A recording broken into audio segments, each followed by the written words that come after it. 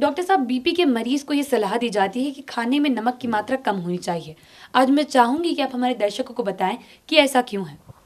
देखिए, बीपी के रोग होने के और बिहार इंडिया जो है उसका कैपिटल होते जा रहा है, पूरे वर्ल्ड का बीपी के रोगियों की संख्या बहुत तेज़ी से बढ़ रही है और उसमें नमक बहुत अहम रोल प्ले करता है।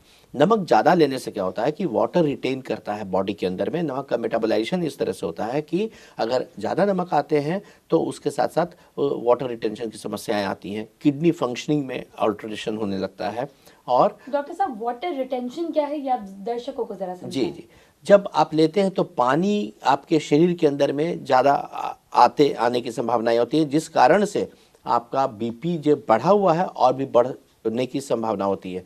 किडनी फंक्शनिंग पर अगर आपका इलेक्ट्रोलाइट या नमक की मात्रा ज़्यादा होती है तो फिर फंक्शनिंग जो ट्यूबुलर एक्सक्रीशन का है वो उसमें हैम्पर होता है और उससे भी वाटर के कारण से, रिटेंशन के कारण से, जो रहने के कारण से जितना निकलना चाहिए वो नहीं निकल पाता, वो ज़्यादा रिटेन होने लगता है, ज़्यादा शरीर के अंदर में अस्थिर होने लगता है, जिस कारण से आपका बीपी और शूटअप करने की संभावनाएं होती हैं। दूसरी कारण ये भी होती है कि जब आपकी बीपी बढ़ती है और एक्सक्रीटरी ट्यूब्यूल्स में जो बीपी का बहुत बड़ा रोल, रेगुलेटरी रोल होता है, वो किडनी का होता है, उस पर असर आते हैं तो फिर ये साइकिल जो है, ये साइकिल कंपाउंड करके और बीपी को के जो एलिमेंट्स होते हैं उनको ट्रिगर करता है और ज़्यादा बीपी बढ़ने लगती है।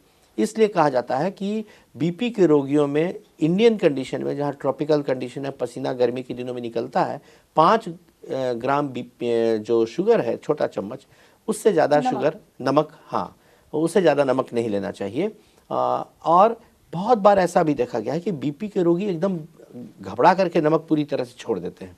वैसी स्थिति में नमक की मात्रा कम होने से हाइपोनाइट्रीमिया होने लगती है। नमक की मात्रा शरीर में रहनी एक लिमिट में बहुत ज़रूरी है, 135 से 145 के बीच में मिली इक्विवेलेंट, क्योंकि अगर उससे कम होने लगता है तो फिर हेलुसिनेशन या उससे थोड़ा स्लरिंग ऑफ स्पीच, बोलने में असुविधा, सोच में और ब्लरिंग होने लगती है, बोल नहीं पाते हैं ठीक से लोग नमक की कमी होने से। तो इलेक्ट्रोलाइट का बैलेंस रहना भी बहुत ज़रूरी है।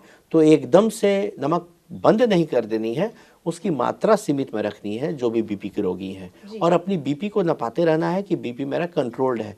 अगर आपका बीपी दवाई से कंट्रोल्ड है तो बहुत अच्छी बात है। अगर आप अपने खान पान से, व्यायाम करके, वजन को घटा करके कंट्रोल रख सकते हैं तो भी बहुत अच्छी बात है, लेकिन आपकी बीपी एकदम कंट्रोल्ड रहनी आवश्यक है, नहीं तो लॉन्ग टर्म में ये आपकी किडनी पर, आपकी आंखों पर, हार्ट पर, सभी इंटरनल ऑर्गन्स पर असर कर सकता है। और कभी कभी स्ट्रोक होते हैं तो ब्रेन के अंदर पैरालिसिस भी होने की संभावना होती है। जी।